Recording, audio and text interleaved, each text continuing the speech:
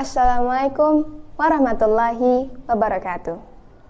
The honorable judges, respectable audience, dear friends also participate in this contest. I hope you're doing great today. My name is Yana Maira. I'm from MA Muhammadiyah 1+ Malang. Before I start this speech, I would like to tell you 2 quotes. Give me 1,000 men, I'll surely pull Sumeru from its roots. Give me 10 youth, and I'll surely shake the world. 10 men can dream, and 1 young person can change the world. Are you familiar with these quotes? That's right. These quotes are from the former president of Indonesia, Sukarno. From these quotes, I would like to deliver a speech under the title, Future Leader, Better Leadership. The quotes that I told you from the beginning of the speech is to encourage and inspire the young generation, because they are the hope of the nation who will carry on the struggles and will also be the one that leads this nation for the brighter future. From what we can see, the role of young people is indeed very important. They have great potential in advancing the nation. They are the ones who will be given the big responsibility to run the country later. Those who will develop, advance the country, and defend the nation's independence. The young generation, not only the hope of the nation, but also the hope of the Islamic religion. They are the ones who will continue to spread the Islamic religion and maintain it from the destructive foreign style of life. Bung Karno's words, "Give me 10 youth and I'll surely shake the world," emphasizes the importance of the role of youth in the progress of the nation and state.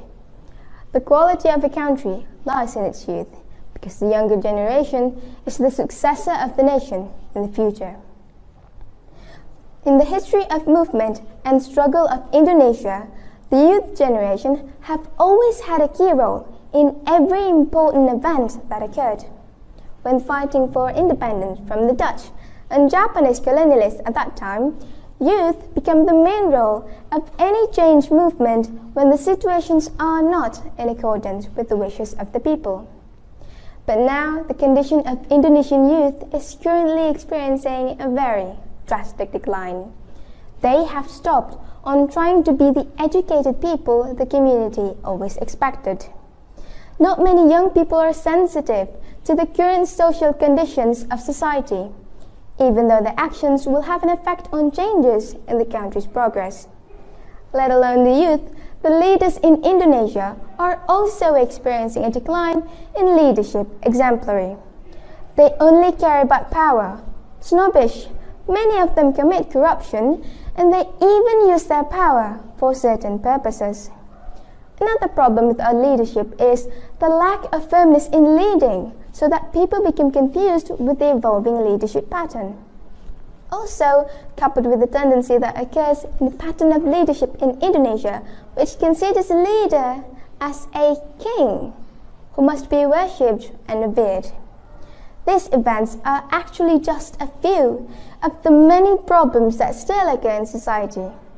And of course, it takes the figure of a leader who is brave, firm, and wise to solve them.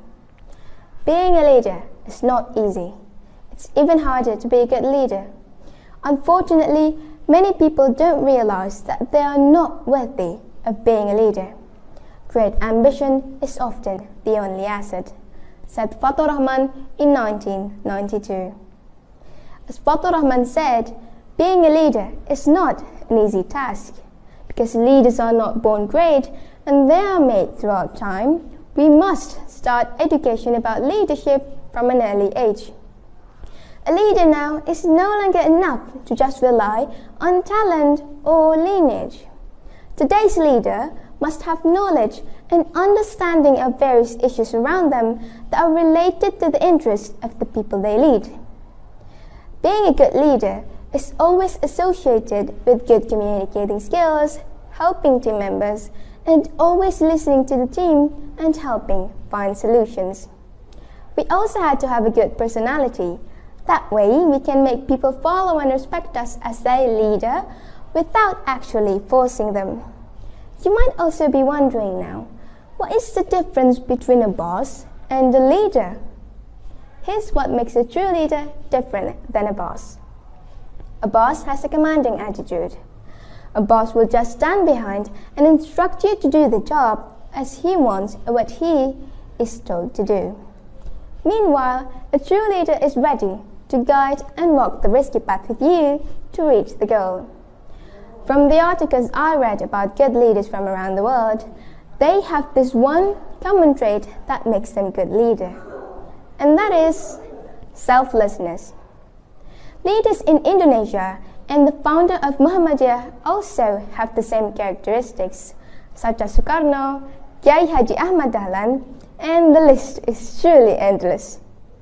Now, imagine a team with a leader who doesn't meet the good leader requirements I just mentioned. Will their team progress? No. Will they achieve their goal? No.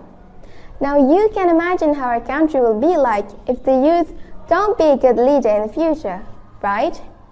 That's why we, as the Muhammadiyah millennial generations, have to learn how to be a good leader who can enlighten in adversity. The qualities required for leadership are not cultivated in a day, but you can actually earn them by learning it through time and practice with patience.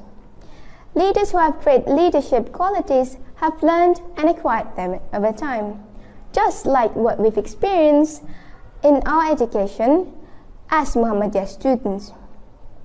And me myself, as one of the Indonesian youth, is ready to become the Muhammadiyah millennial generation's future leaders agent, building the miracles. Wassalamualaikum warahmatullahi wabarakatuh.